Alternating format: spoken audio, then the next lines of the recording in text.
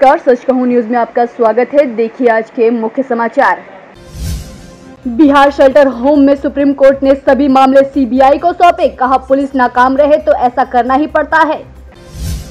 पाक में करतारपुर कॉरिडोर का शिलान्यास न बोली, पहले से कर रहे थे प्रयास। अयोध्या में राम मंदिर मुद्दे पर संसद में राम ध्वज थामेंगे मनोज तिवारी, किया बड़ा ऐलान।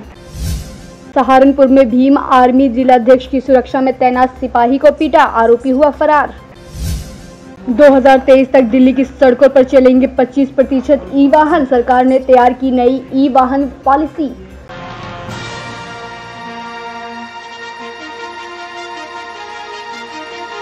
और अब खबरें विस्तार से। सुप्रीम कोर्ट ने मुजफ्फरनगर शेल्टर होम केस की जांच की स्टेटस रिपोर्ट पर नाराजगी जताई है। कोर्ट ने बुधवार को कहा कि हम स्टेटस रिपोर्ट से संतुष्ट नहीं हैं। अदालत ने बिहार सरकार से पूछा कि क्या आप यौन उत्पीड़न के सभी मामलों की जांच की जिम्मेदारी ले सकते हैं। इस पर सरकार ने वक्त मांगा। कोर्ट ने इससे इनकार करते हुए कहा कि शेल्टर होम से जुड़े सभी मामलों की जांच सीबीआई को सौंप दी। अब तक इन मामलों की जांच बिहार पुलिस कर रही थी। वहीं बिहार के मुख्य सचिव दीपक कुमार ने सुनवाई के दौरान मुजफ्फरपुर केस की जांच की स्टेटस रिपोर्ट पेश की। कोर्ट ने आदेश दिया कि मामले की जांच कर रहे सीबीआई अफसर का तबादला न किया जाए। इस दौरान बिहार सरकार के वकील ने कहा कि अगर सभी मामलों को सीबीआई को ट्रांसफर किया जाता है तो इससे गलत संदेश जाएगा, पुलिस की पड़ताल का महत्व भी खत्म हो जाएगा। इस पर कोर्ट ने कहा कि अगर पुलिस मामले की जांच करने में असफल रहती है तो जांच सीबीआई को ट्रांसफर करना पड़ेगा। डेरा बाबा नानक में भारत के उपराष्ट्रपति एम वेंकैया नायडू के श्री करतारपुर साहिब कॉरिडोर की नींव रखने के बाद अब पाकिस्तान अपने हिस्से की नींव आज रखेगा। पाकिस्तान के नारोवाल में नींव पत्थर वहां से प्रधानमंत्री इमरान खान रखेंगे। पाक सेना प्रमुख जनरल कमर बाजवा भी कार्यक्रम में हिस्सा लेंगे। उधर नई दिल्ली में भारत की विदेश मंत्री सुषमा स्वराज ने कहा है कि भारत सरकार कई सालों से करतारपुर कॉरिडोर खोलने की बात कह रही थी, लेकिन अब जाकर पाकिस्तान ने इस पर सकारात्मक कदम उठाया है। उन्होंने कहा कि इस कॉरिडोर के खुलने का मतलब द्विपक्षीय वार्ता की शुरुआत नहीं, क्योंकि आतंकवाद और बातचीत एक साथ नहीं हो सकती। अयोध्या में भव्य राम मंदिर के निर्माण के लिए राज्यसभा सदस्य राकेश सिन्हा के बाद अब दिल्ली प्रदेश बीजेपी अध्यक्ष और लोकसभा सांसद मनोज तिवारी भी संसद में रामध्वज थामेंगे। उन्होंने जरूरत पड़ने पर संसद में निजी बिल लाने तक का ऐलान कर दिया है। उनका मानना है कि मंदिर निर्माण को लेकर सुप्रीम कोर्ट से मिली निराशा के बाद राम भक्तों के सब्र का बांध टूटने लगा है। इसलिए जन भावनाओं का ख्याल करते हुए संसद को कानून बनाकर मंदिर निर्माण का मार्ग प्रशस्त करना चाहिए। आपको बता दें 9 दिसंबर को दिल्ली के रामलीला मैदान में विश्व हिंदू परिषद राम मंदिर निर्माण को लेकर धर्म संसद करने जा रही है। इसमें देश भर से लाखों राम भक्त पहुंचने की उम्मीद है। विहिप मंदिर निर्माण के लिए कानून बनाने की मांग कर रही है। भीम आर्मी जिलाध्यक्ष कमल सिंह वालिया की सुरक्षा में तैनात एक सिपाही को ग्राम रामनगर जाते समय कुछ युवकों ने घेर लिया और उसके साथ मारपीट की। कमल सिंह वालिया की सुरक्षा में सिपाही लाल सिंह को तैनात किया गया है।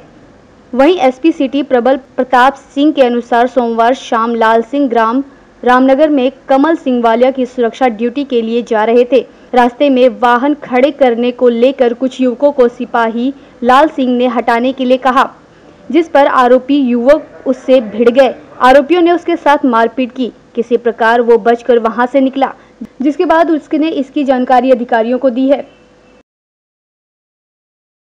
राजनीति में प्रदूषण से निपटने के लिए दिल्ली सरकार ने ई वाहन पॉलिसी तैयार कर ली है। इस नई पॉलिसी के तहत 2023 तक दिल्ली में 25% इलेक्ट्रिक वाहनों का पंजीकरण कराने का लक्ष्य रखा गया है। खास बात यह है कि इलेक्ट्रॉनिक वाहनों के प्रयोग को बढ़ावा देने के लिए सरकार द्वारा उपभोक्ताओं को ई वाहनों की कीमत पर आकर्षक छूट दी जाएगी। इस पॉलिसी के ड्राफ्ट को मंगलवार से जारी कर दिया गया है और सरकार ने दिल्ली वासियों की प्रतिक्रिया के लिए परिवहन विभाग की वेबसाइट पर भी इस ड्राफ्ट को डाल दिया है। रामपुर में सिविल लाइन थाना इलाके में बुधवार सुबह आगापुर बाईपास पर बस और ट्रक में जोरदार टक्कर हो गई। इसमें 2 महिला यात्रियों की मौत हो गई है, जबकि 23 लोग घायल बताए जा रहे हैं। घायलों को पुलिस ने जिला अस्पताल में भर्ती करवाया है। नेपाल के यात्रियों को लेकर एक बस दिल्ली जा रही थी। बस में करीब 25 यात्री सवार थे। बस जब रामपुर जिले के सिविल लाइन इलाके के आगापुर बाईपास पहुंची, तभी सामने से आ रही ट्रक से जोरदार टक्कर हो गई। इसमें 2 महिला यात्रियों की मौके पर ही मौत हो गई। हादसे के बाद हाईवे पर लंबा जाम लग गया। सूचना पर पहुंची पुलिस ने घायलों को जिला अस्पताल में भर्ती करवाया। वहीं शवों को पोस्टमार्टम के लिए भेज दिया गया है। जाम को हटाने के लिए पुलिस और हाईवे कर्मचारी जुटे हुए हैं।